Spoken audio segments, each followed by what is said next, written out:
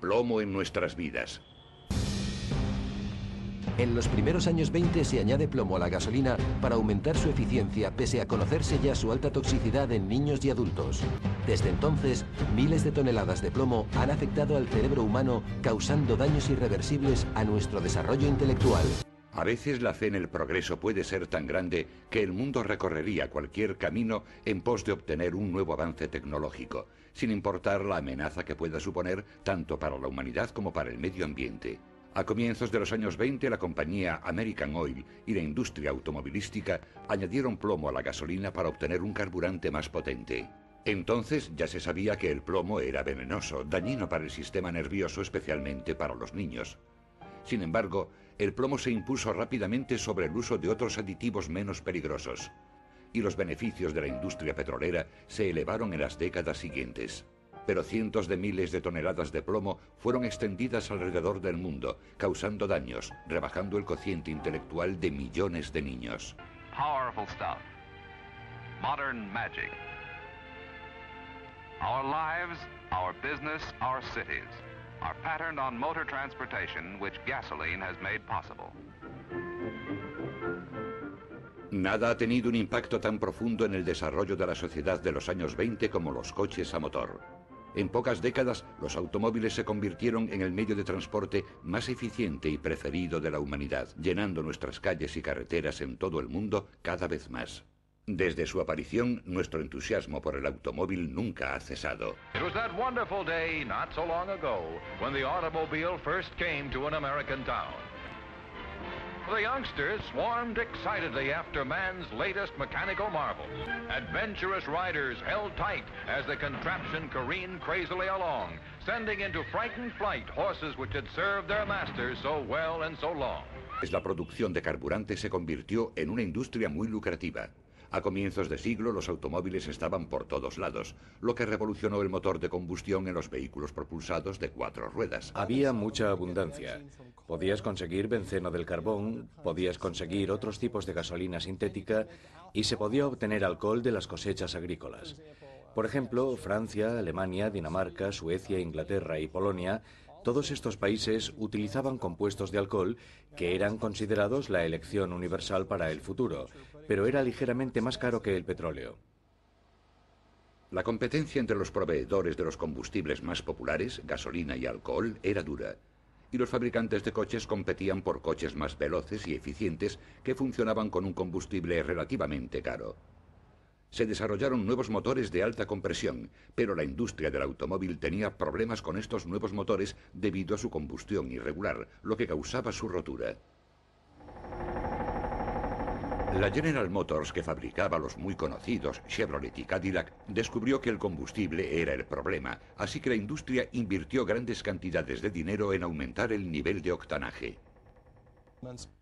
Comprobaron que el benceno extraído del carbón podía funcionar. Comprobaron que el alcohol extraído de las cosechas agrícolas también podía funcionar. Si añadían un 10% de alcohol a la gasolina, conseguían un combustible de mayor calidad con menos impacto sobre el motor. En 1920, Thomas Midgley lanzó la patente de una mezcla de benceno refinado con un 30% de alcohol. En octubre de 1921, en un congreso de ingenieros de motores, les dijo a los participantes que la mezcla de alcohol tenía unas ventajas increíbles, como la combustión pura sin emisión de carbonilla. Además, esta combustión aumentaba los caballos de potencia sin romper el motor. Pero Thomas Midgley continuó sus investigaciones y en pocos meses hizo un nuevo descubrimiento. En 1923, Midgley escribe a su jefe, Charles Kettering, de la General Motors en Florida. Está de vacaciones porque se ha intoxicado con el plomo durante sus investigaciones y le dice: ¿se imagina cuánto dinero vamos a ganar con esto? Ganaremos $200 millones o más.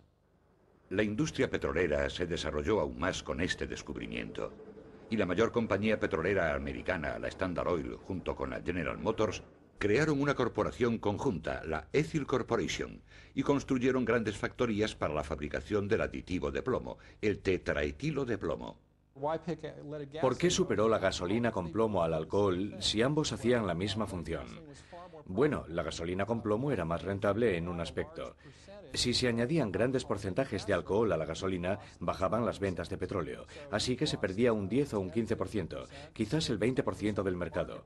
Mientras que si se le añadía plomo, conseguías un producto que podías controlar, la industria lo podía controlar y eso es lo que querían. El plomo es un veneno antiguo y bien conocido. Ya en el año 100 a.C. era sabido en la antigua Roma que el plomo podía causar la locura y finalmente la muerte.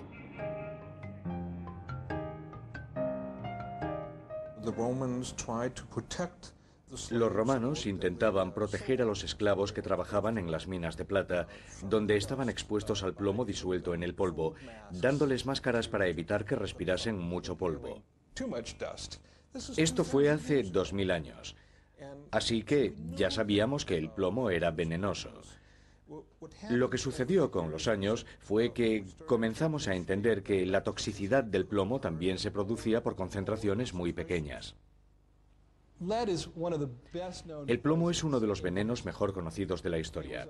Era un veneno muy conocido en las industrias de Francia, Inglaterra y Alemania durante la Revolución Industrial. En los Estados Unidos también era un conocido veneno industrial. Por eso, cuando la Standard Oil y la General Motors quisieron utilizarlo en la gasolina, las autoridades de la salud pública estaban muy preocupadas. No podían imaginar por qué alguien querría hacer algo así.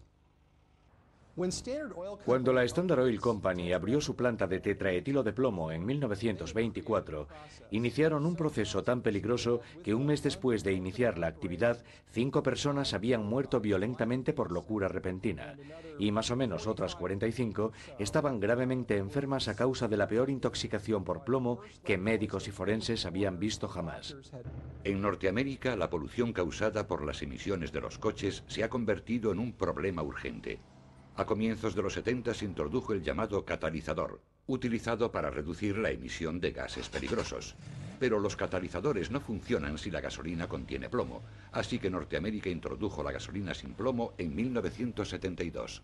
A los pocos años, la cantidad de plomo presente en la sangre de las personas descendió considerablemente. Sin embargo, el plomo que el cuerpo humano ya ha absorbido no desaparece. Se almacena en nuestros huesos, uñas y dientes, aunque la gente parecía ignorar este dato hasta que el profesor Herbert Needleman comenzó una investigación pionera sobre la cantidad de plomo que contenían los dientes de los niños. Descubrimos que los niños que tenían mayor nivel de plomo en sus dientes, pero que no mostraban signos de toxicidad, tenían un nivel intelectual más bajo, una atención más limitada y una habilidad lingüística más pobre. El nivel de coeficiente intelectual en el grupo de bajo nivel de plomo era 6 puntos superior al grupo de alto nivel de plomo. El número de niños en el grupo de bajo nivel de plomo con un coeficiente intelectual por debajo de 80 era del 4%. Y el nivel intelectual por debajo de 80 de los niños del grupo con alto nivel de plomo era del 16%. Así que hay un incremento considerable de niños con bajo coeficiente intelectual asociado con el plomo. Además, el coeficiente intelectual más alto del grupo con alto nivel de plomo era de 125 y el coeficiente intelectual más alto del grupo con el nivel de plomo más bajo era de 143. El 5% de los niños fueron privados de alcanzar puestos superiores a causa de la exposición al plomo, lo que se traduce en 875.000 niños norteamericanos que podían haber sido muy brillantes, pero que no lo son a causa de dicha exposición. Las investigaciones de Needleman causaron una gran preocupación entre los padres, no solo en Norteamérica, sino también en Europa. Como precaución se introdujeron cambios en la industria y así a comienzos de los años 80 los países europeos también comenzaron a reducir la cantidad de plomo en la gasolina, hasta que finalmente se instauró la gasolina sin plomo. Igual que 10 años antes en Norteamérica, el contenido de plomo en el torrente sanguíneo también comenzó a descender en Europa. 12 años después me di cuenta de que los sujetos de mi estudio ya eran adultos. Así que, con la ayuda de mis colegas de Boston, pudimos encontrar a la mitad de ellos y pudimos hacerles pruebas otra vez. Descubrimos que los que tenían altos niveles de plomo en sus dientes en 1976 se podían incluir en el 70% del fracaso escolar durante el bachillerato. Si tenías altos niveles de plomo en tus dientes en 1976, tenías 7 veces más probabilidades de no terminar el bachillerato que si tenías un nivel bajo de plomo en los dientes. El resultado de ese estudio fue que los efectos de la exposición al plomo son permanentes, lo que se traduce en tu desarrollo en la vida